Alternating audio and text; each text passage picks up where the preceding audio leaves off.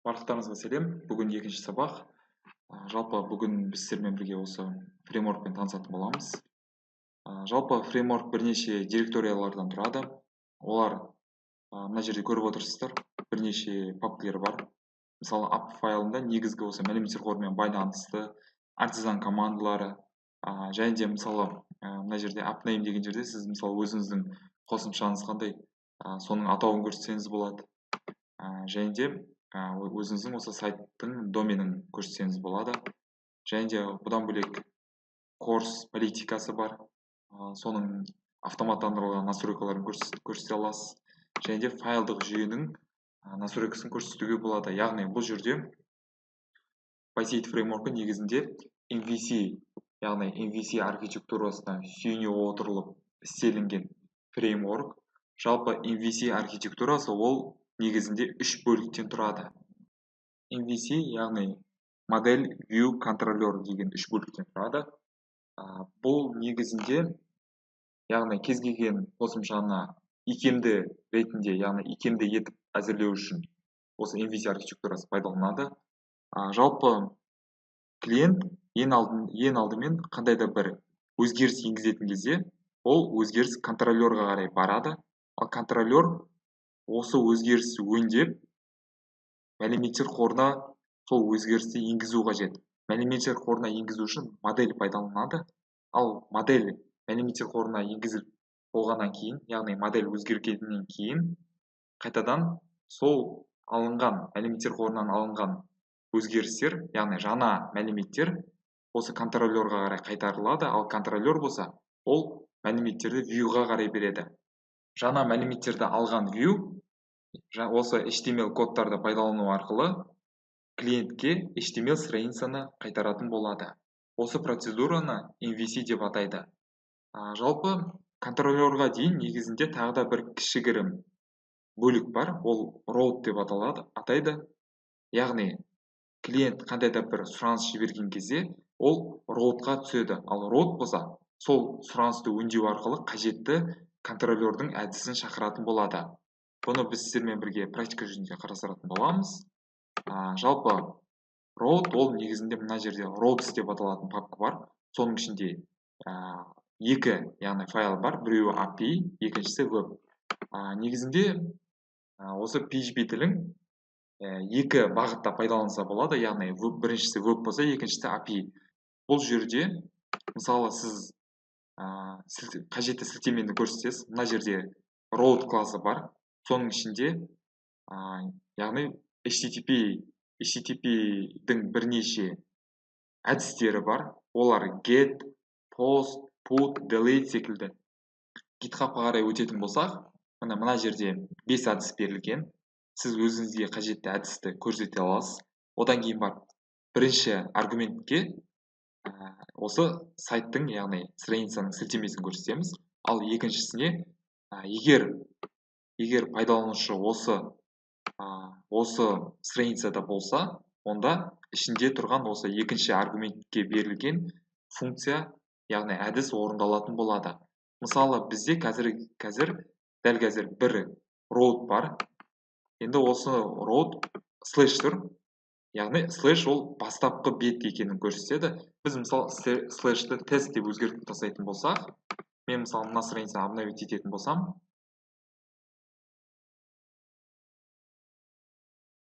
бізде қосылған жоқ. Өйткені әрдайым қосымшамен жұмыс жасамастан бұрын біз міндетті түрде серверді қосуымыз қажет. Өйткені олсыз біздің PHP қосылмайды. PHP артизан run командасын міндетті түрде осы проектінің бастапқы директориясында қосатын боламыз. Енді обновить ететін болсам, бізге недоступны. Өйткені мен route-ты тестке өзгертіп тастадым. Біз бұл route-ке тек қана слэш тест деген сілтеме арқылы ғана өте аламыз.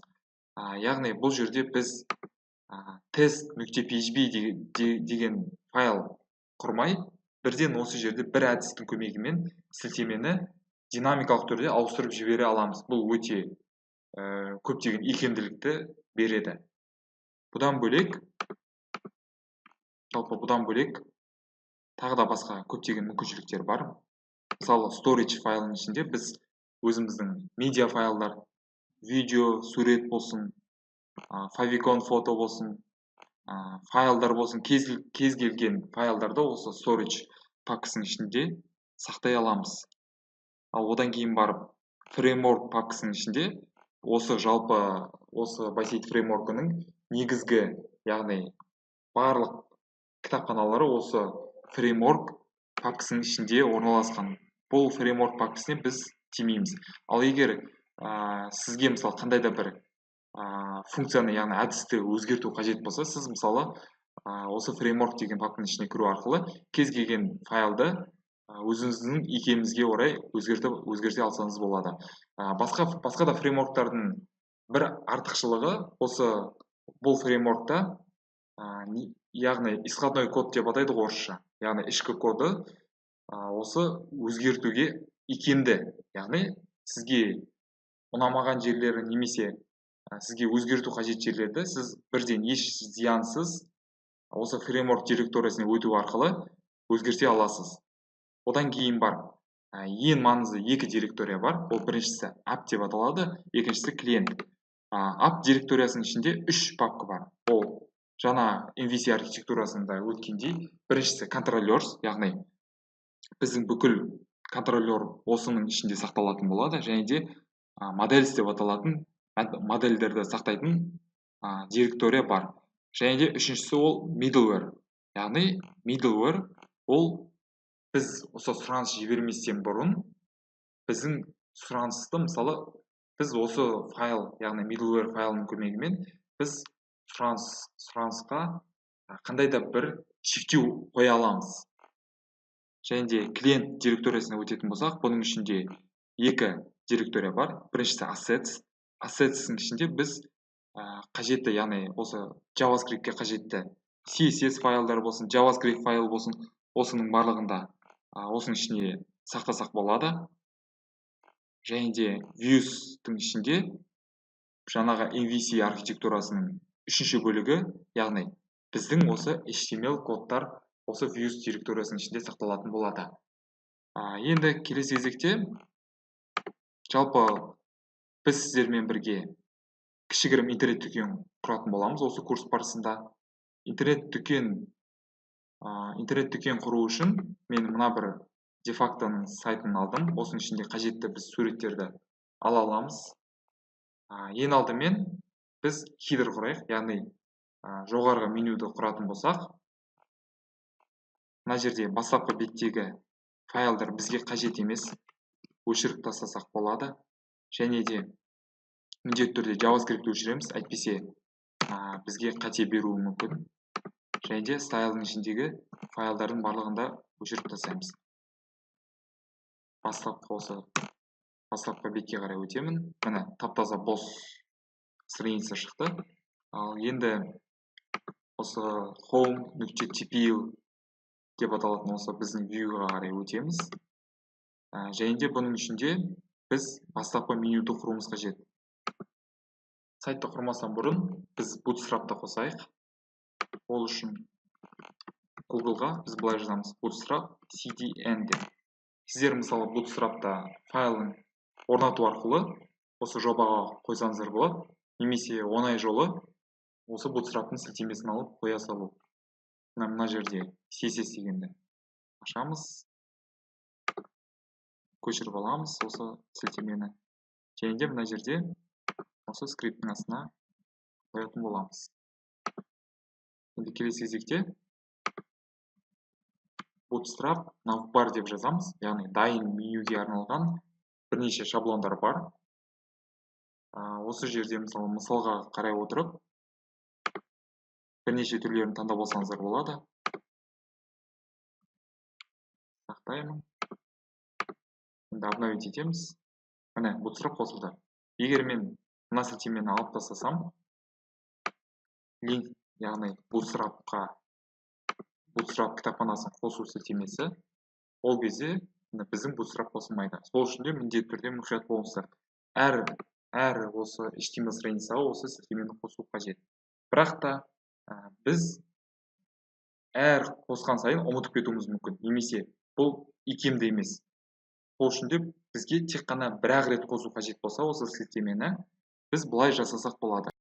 Views'ның ішінде біз жаңадан бір папка ашайық.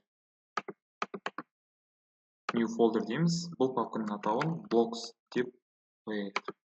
Енді келесі кезекте мына жерде біз жаңадан view ашамыз. PHP artisan help деп жазсаңыздар, осы artisan командаларының тізімін шығарып беретін болады. Осы жерде сіздер мысалы әр команда не істейтінін оқи аласыздар. Бізге жаңадан view құру қажет. PHP artisan create view. Және де бұл view'ге мысалы біз атауын көрсетеміз. Мына жерде name деп жазылып тұр. Мен мысалы бұны header деп атаймын. Міне бізде құрылды. Қайтадан серверді қосып қояйын. Енді осы header'ді мен blocks деп аталатын папканың ішіне ауыстыруым қажет. Ол үшін мен осыны, яғни Sublime Text'ің бір минусы бар. Бірден редактордың ішінде папканы ауыстыруға болмайды. Сол үшін де клиенттің ішіне кіремін. Header файлын осы blocks ішіне қарай қоямын.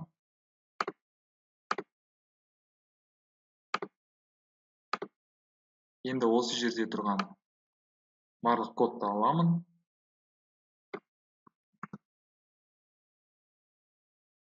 Және мына жерде тұрған блокстың ішіне қарай қоямын. Енді бізге осы блокстың ішіндегі файлды осы бастапқы бетке қосу қажет. Егер біз қоспасақ, бізде бастапқы бет сол баяғынша, яғни бос болып тұрады. Енді осы файлды қосу үшін біз негізінде бұл фреймворкта негізінде шаблон ретінде Smarty шаблоны пайдаланады. Сол үшін де Smarty include файл деп Google-ға терсеңіздер болады. Қандай да бір мысалы сіздерде сұрақ туындауы мүмкін. Жалпы бұл Smarty шаблоны өте көптеген мүмкіншіліктерге ие, яғни көптеген мүмкіншіліктері бар. Сол үшін де Google-дан осы Smarty шаблонының документациясын оқысаңыздар болады. Мына жерде documentation деп аталатын меню тұр. Осының ішіне қарай өтсеңіздер, жалпы Smarty шаблонының ішіндегі мына жерде тіл таңдайсыздар. Мысалы орысша болса орысшаны таңдайсыздар. Және де осы жерде барлық Smarty шаблонының әдістері бейнеленген. Енді бізге include, яғни бір файлды қосу қажет. Файлды қосу үшін мына жерде include деп аталатын осы бір осындай әдіс бар екен. Біз енді осы жерде өзіміздің файлға сілтеме көрсетеміз. Ол блокстың ішіндегі header деп аталатын файл. Сақтаймыз. Міне қосылды.